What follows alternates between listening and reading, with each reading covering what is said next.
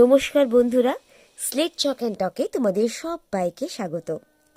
আজকে মা আর তার ছোট্ট সন্তানের মজার একটা সুন্দর কবিতা তোমাদের কাছে পাঠ করে শোনাচ্ছি।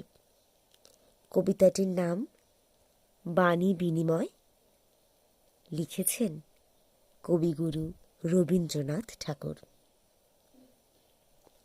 মা, যদি তুই আকাশ হতিস, আমি চাপার গাছ, তোর সাথে মোর বিনি কথায় হতো কথার নাচ।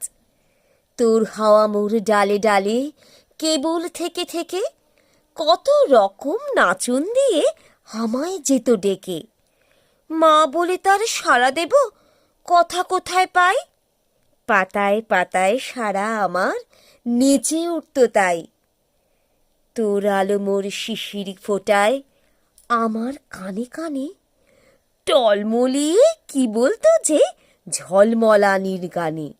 আমি তখন ফুটিয়ে দিতেম আমার যত কুঁড়ি, কথা কইতে গিয়ে তারা নাচুন দিত জুড়ি।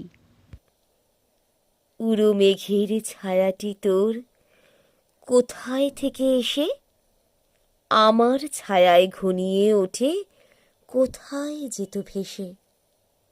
সেই হতো তোর বাদল বেলার রূপ কথাটির মতো, রাজপুত্তুর ঘর ছেড়ে যায় পেরিয়ে রাজ্য কত।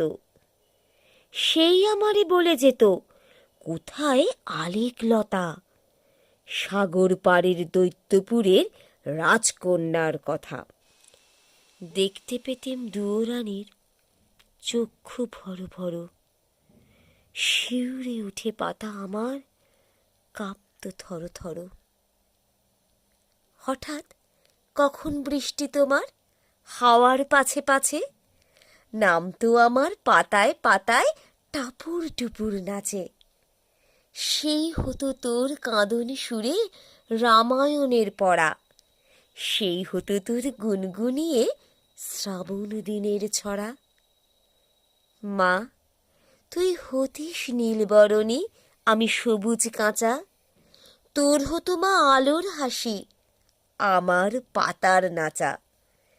তোর হতো মা উপর থেকে নয়ন মেলে চাওয়া, আমার হতো আঁকু বাঁকু হাত তুলে গান গাওয়া।